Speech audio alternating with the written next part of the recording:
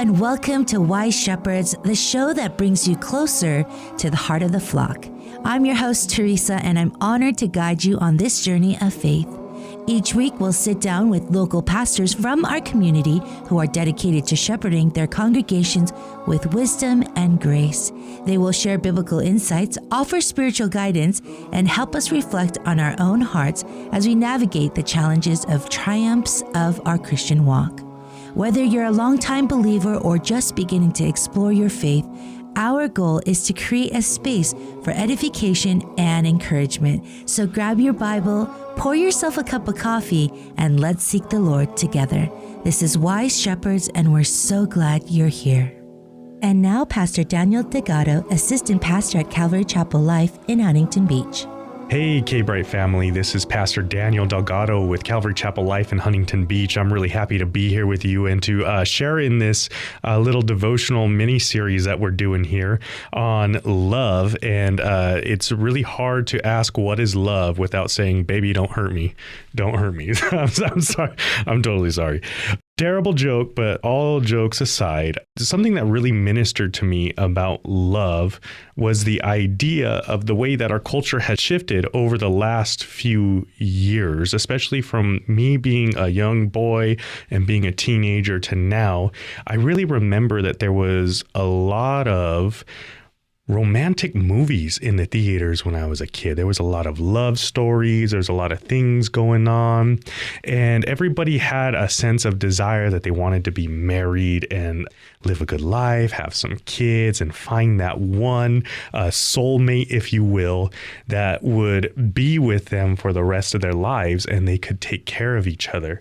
And I don't know what's happened in our world and why we don't see movies like that, or why people aren't getting married as much as they were. When I think about love, I think about my grandparents. My grandpa's name was Ben, and my grandmother, she had that really classic name, Mary Lou, and they were high school sweethearts. They were married in the mid-50s, and they celebrated, before my grandpa passed away in 2024, they celebrated 69 years of marriage. How many people do you know in this life that can say they celebrated 69 years of marriage? That's a huge accomplishment. Well, not only did they have the 69 years of marriage, they had the 4 kids, they had the 17 grandkids. And before my grandpa passed away, he was able to hold his great granddaughter, the first one of all of them. So they lived that full life of marriage and love. And I can absolutely remember thinking as a little boy, that is what I wanted for my marriage. It's ironic because this is going to sound really funny, but I was with a coworker once and I was showing them a picture of my grandparents from their honeymoon at Lake Arrowhead, and they're smiling together. My grandma's wearing the lipstick with the hair, and my grandpa's got his afro. He swore till the day he took his last breath that he was the one who invented the afro. So I'm showing this picture to my coworker, and my coworker goes, "Oh, is that you and Paola? That's you and your wife right there?" And I was like, No. That's my grandparents. Well, 69 years of marriage, that doesn't come without its problems, without its arguments, without its trials, without its ups and downs and moments of sadness and moments of joy. And it really makes you wonder, how do you build a marriage that lasts? Well, if you're a believer, you're given the answer on your wedding day. It's the most cliche thing that you can think of. And cliches are cliche because they're important and they're true. They have consistency behind them. They have history behind them. And the cliche that I'm talking about is 1 Corinthians chapter 13, verses 4-6. We'll read what it says, and then I want to talk about how that affects our lives as believers. 1 Corinthians 13, verse 4, it says, "Love suffers long and is kind. I'm reading out of the King James Version, by the way, so if it sounds a little funny, that's why. Not the King James, the New King James. Love suffers long and is kind. Love does not envy. Love does not parade itself. It is not puffed up, does not behave rudely, does not seek its own, is not provoked, thinks no evil, does not rejoice in iniquity, but rejoices in the truth. Love bears all things, believes all things, hopes all things, endures all things. And then here we are in verse 8 real quick. Love never fails. My grandparents, they absolutely had trials and tribulations. And in fact, when they first got married, they were not Christians. In fact, I didn't know this until really recently that my grandma and my grandpa, I guess they used to send their kids, my dad and my aunts and uncles, with the neighbors to church.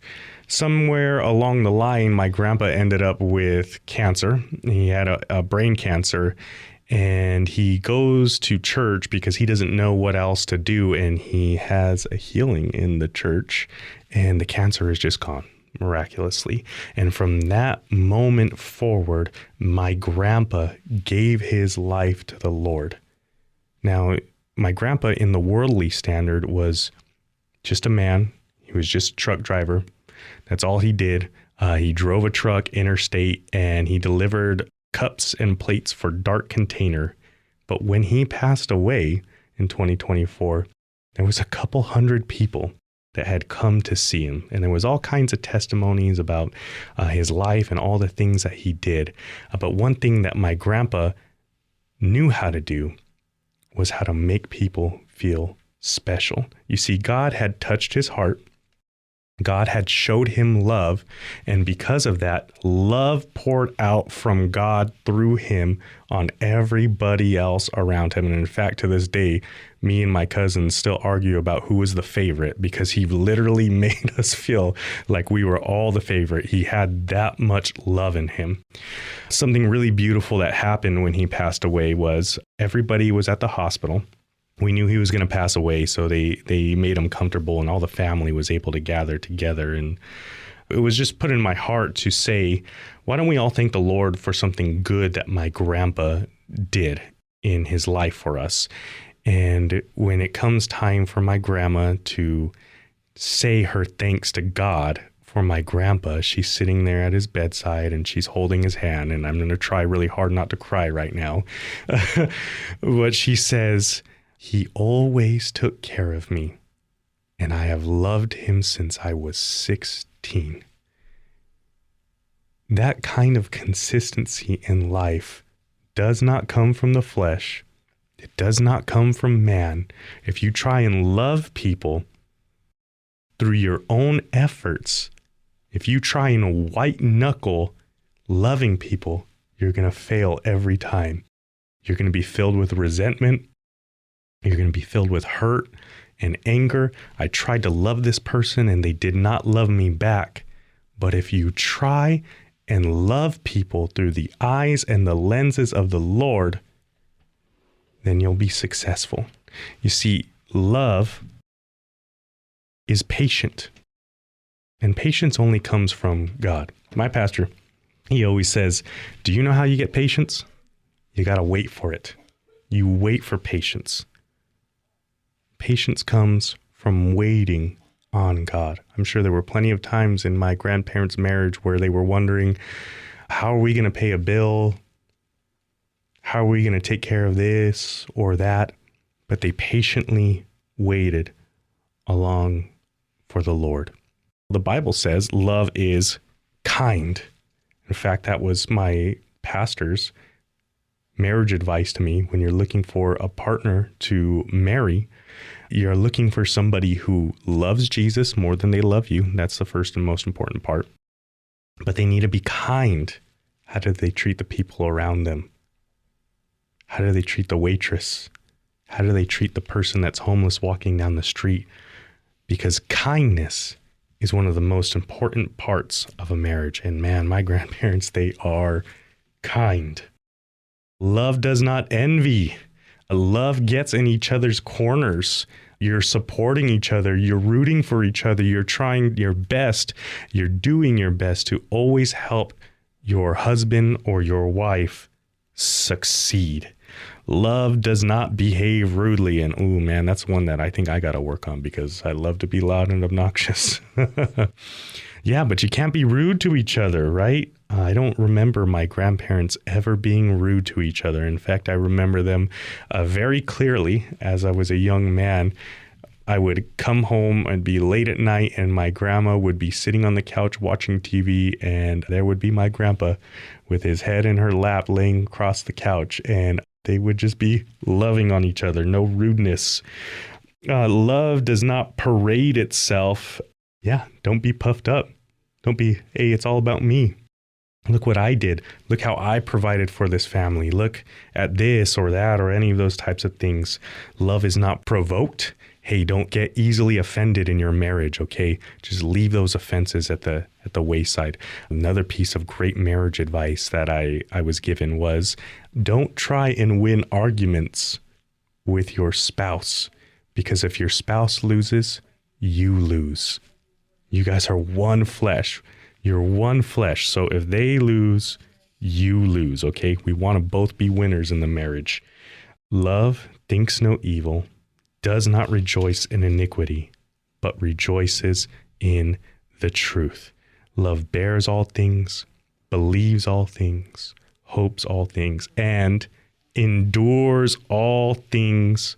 Love never fails. I got just a couple seconds left with you guys here, and I want to give you two more things. If you're thinking about getting married, if you've just gotten married, let me say this. The word divorce, it's a bad word. Don't bring it up in your marriage. That was the advice that was given to me and my beautiful wife, and we never say it in our house. And you want to know why people were married for so long before?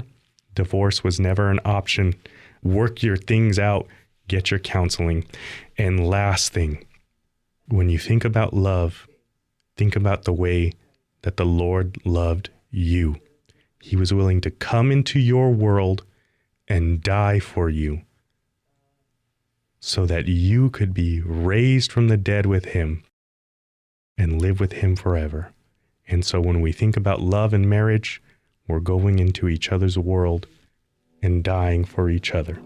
Okay, God bless you, church family. God bless you, KBRT family. I hope you have a wonderful week, and I'll catch you next time. That's all the time we have for today. Thank you for joining us on Wise Shepherds. I hope that our message has provided you with a new perspective, some helpful guidance, and encouragement for your own spiritual journey. Remember, as we read in Proverbs 3 verses 5 through 6, trust in the Lord with all your heart and lean not on your own understanding. In all your ways submit to him, and he will make your paths straight. Join us again next time as we continue to seek biblical wisdom and grow in our faith together. Until then, may God bless you and keep you. I'm your host, Teresa, and this has been Wise Shepherds on KBRT Radio.